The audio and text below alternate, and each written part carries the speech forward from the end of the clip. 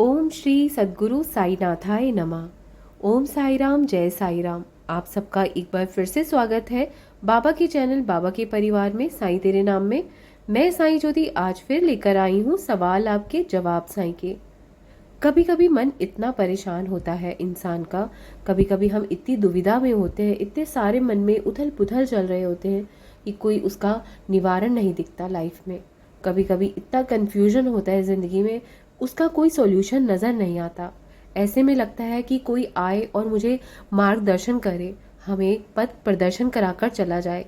लेकिन इस संसार में ऐसा कोई नहीं है। अगर कोई उम्मीद है तो हमें बाबा से लगानी है, अदरवाइज कोई उम्मीद किसी से नहीं लगानी। तो चलिए आज का एपिसोड शुरू करते हैं सवाल आपके जवाब साईं के। बाबा कहा करते थे, कर्म पथ अति रहस्यपूर्ण है। यद्यपि मैं कुछ भी नहीं करता हूँ, किंतु फिर भी लोग मुझे अपने कर्मों का कर्ता मानते हैं। वो इस सच्चाई को समझने का प्रयास न जाने क्यों नहीं करते कि मैं तो केवल एक दर्शक मात्र हूँ।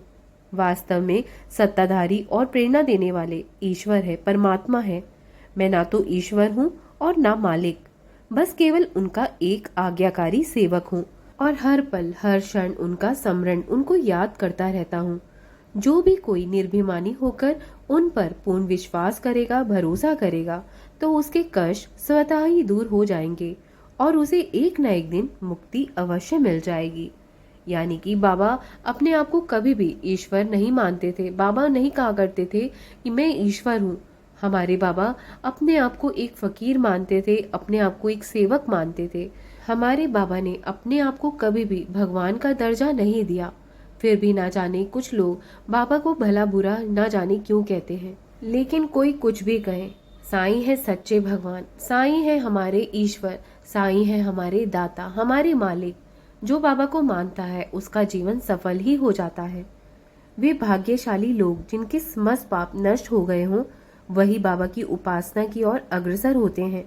वही बाबा की विशेषता को जान पाता है।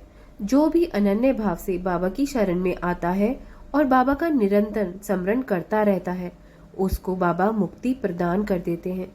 तो चलिए आइए आज का एपिसोड शुरू करते हैं। बाबा का ध्यान लगाते हुए ऐसा ज्यूम करिए कि आप शिरडी समाधि मंदिर बाबा के समक्ष खड़े हैं, बाबा की आराधना कर रहे हैं, बाबा से प्रार्थना कर रहे हैं कि हे देवा, मेरे कष्टों को दूर करिए, जो भी मेरे जीवन में प्रॉब्लम्स चल रही हैं उनको सॉल्व करिए। मैं एक नादान बच्चा हूँ, अनाथ बच्चा हूँ। बाबा आप तो दीनों के नाथ हो, मैंने सुना है। मेरा भी जीवन पार लगा दीजिए, मुझे भी दुखों से बाहर निकाल दीजिए। तो बाबा अवश्य ही आपकी सुनेंगे और आपको भी आपके कष्टों से बाहर जरूर निकाल देंगे। और आपके जो भी मन में संशय चल रहे हैं, कंफ्यूजन चल रहे हैं, वो भी कोई भी क्वेश्चन चल रहा है, आप अपने मन में रखिए और इनमें से स्क्रीन पर दिखाए जा रहे 4 हार्ट्स में से, यानी कि दिल में से, इन 4 दिलों में से, स्क्रीन में से आपको एक दिल चूज करना है। तो चलिए स्टार्ट करते हैं। अगर किसी ने नंबर 1 वाला हार्ट चूज करा है तो उनका लकी नंबर होगा,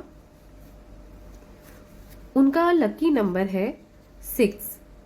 खोई हुई वस्तु पुनः प्राप्त होगी, यात्रा का संयोग मिलेगा, किसी से भेंट होगी।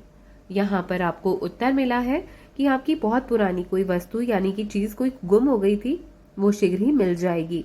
और साथ ही आपकी तीर्थ यात्रा का संयोग बना हुआ है, आप तीर्थ यात्रा पे जा सकते हैं और किसी से आपकी वहां पर भेंट भी हो सकती है।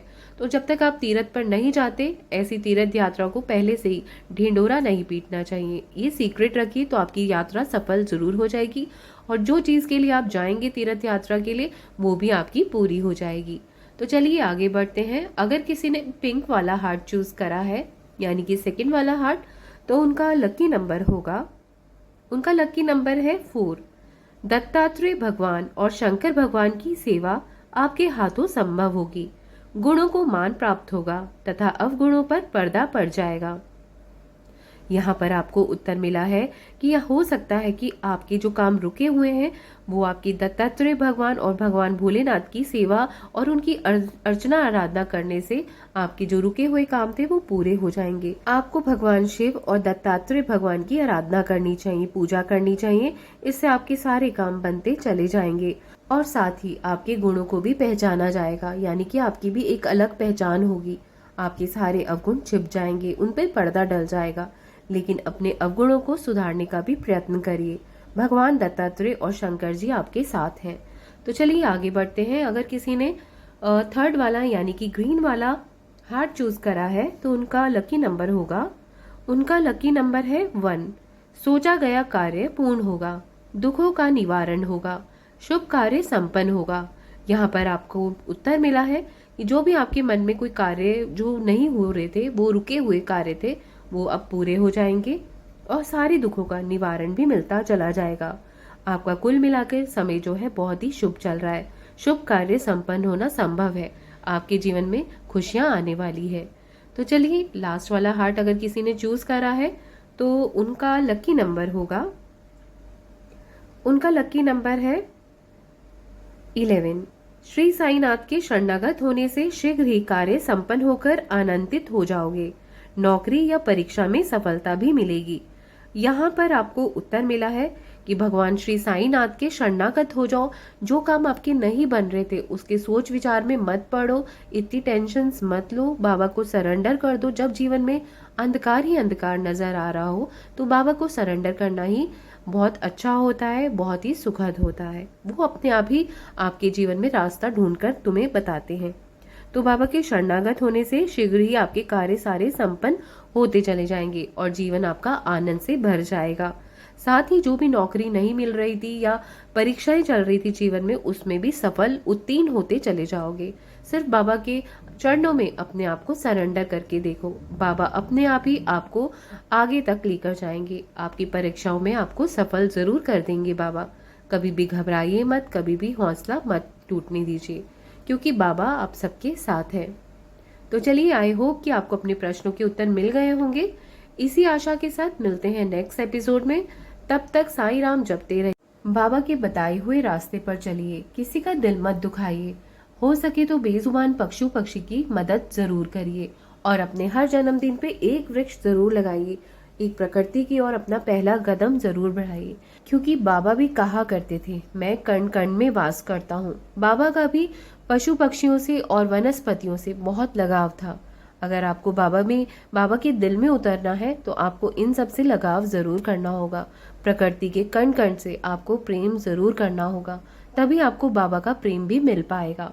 तो चलिए मिलते हैं नेक्स्ट एपिसोड में। तब तक ओम साई राम, जय Sai Ram. Baba bless you all, God bless you all. Om Sai Ram ji.